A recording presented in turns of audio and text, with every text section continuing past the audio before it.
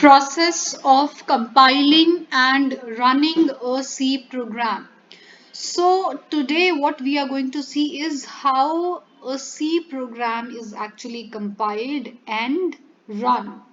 So we will see it through a flowchart. With the help of a flowchart, we will see how we compile and then how we run a C program. So starting from the beginning, first of all,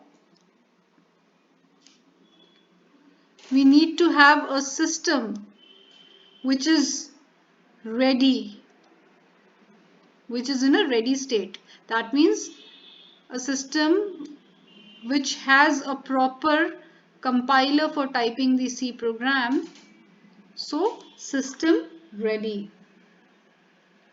Then the next step is to enter the program. That means we write the source code or we enter the program. That is writing the code or entering the code. So enter the program. Then of course, how do we enter the program? That is in a proper code. If you are writing a program in C, it has to be in the code of C program. If you are writing a program in C++, it has to be in the code of C++, and if you are writing the code program for Java, then it has to be in the code of Java. So the program code, and then you enter that program code in the system. Okay, so when you enter the program or when you write this code, that is known as the source code. The program or the code that is entered into the system is known as the source code. Then next step, after entering the source code or after entering the program, is editing the source program. After we type the program, after we enter the program, there may be certain errors which may have occurred in the process of writing the program or the source code. So what we will do is we will check if there are any errors, and if there are any errors, in that case we will edit the source program or we will edit the source code. Now once from our side the editing has been done, then what is the next step? In the next step, first of all, we need to have a program which is known as the C compiler. We need to have a program known as C compiler. So when we have a C compiler, the next step after editing the source program is compiling the source program.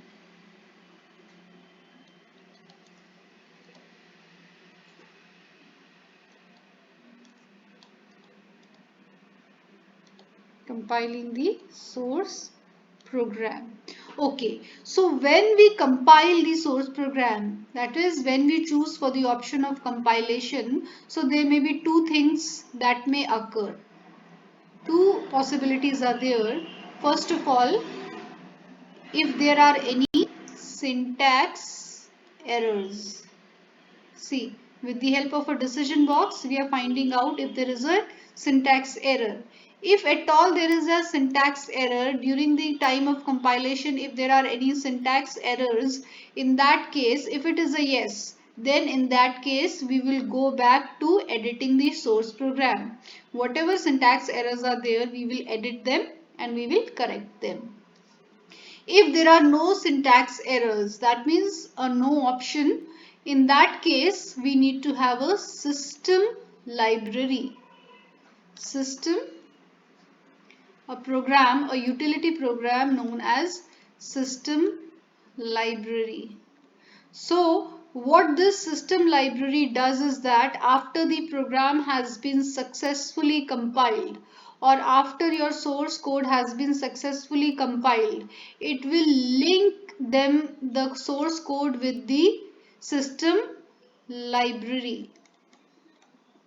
Now what is the system library? System library consists of all the header files like math.h, conio.h, stdio.h, which have their appropriate functions. So in order to use those header files are already created in the library functions of the C compiler, library files of the C compiler. So in order to be able to use those header files like math.h or conio.h or string.h or stdio.h, we need to link the library files of those header files with the system. Only then we can use them. So the next step after compiling the source program is linking with the system library, and this is the task of the system library utility program. So once the program has been compiled, it is converted into the object code. That means a program has been successfully compiled. You send the source code to the compiler for compilation, and in case there are no errors, that means it has been converted successfully from the source code into the object code.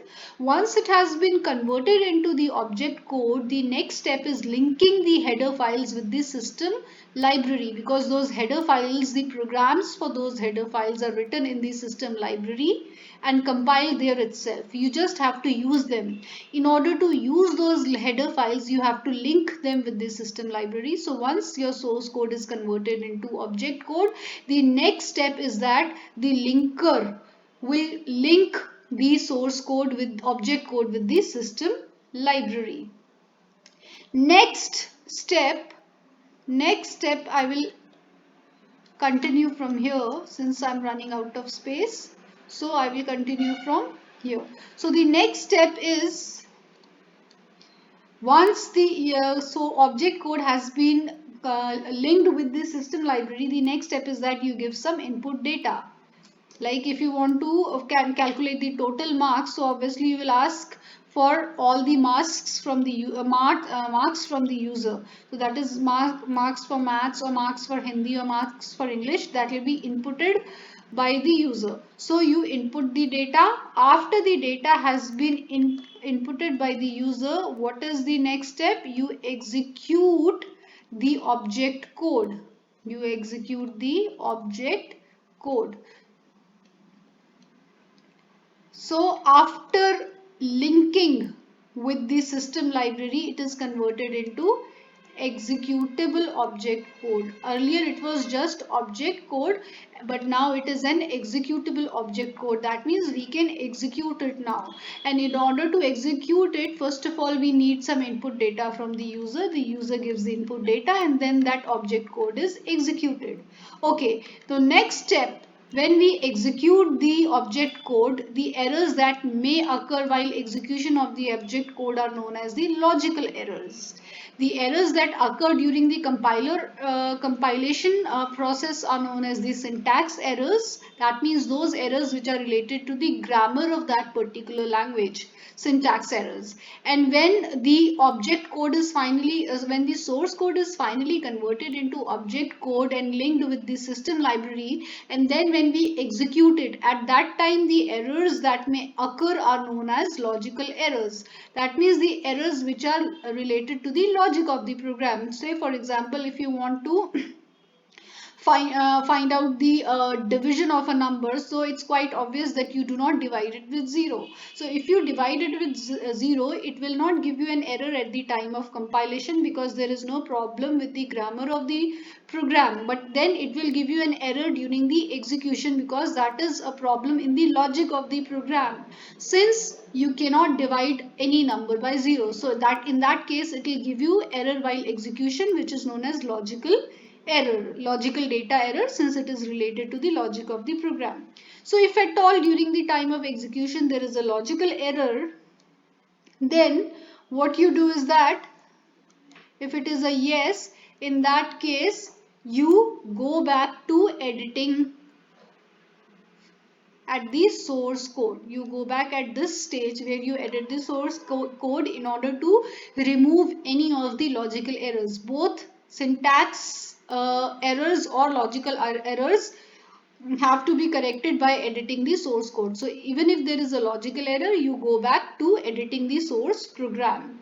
And if at all there is some data error, if it is not a logical error, it may be a data error, that is user has inputted a wrong value. In that case you enter the input value again, because input value, say for example, if you have asked for the marks of a particular subject and by mistake the user enters the name of that subject, so that is a data error. So again in that case you go back to the same to the previous process and you input the data again. So if it is a yes, there may be two possibilities: there is a logical error or there is a data error. If it is a logical error, you go back and correct the source code. If it is a data error, you input the data again. And if there are no errors, no logical or data errors are there, in that case what you do, you get the correct output. And when you get the correct output, you stop there because your task is done. So this is how you compile and execute a C program.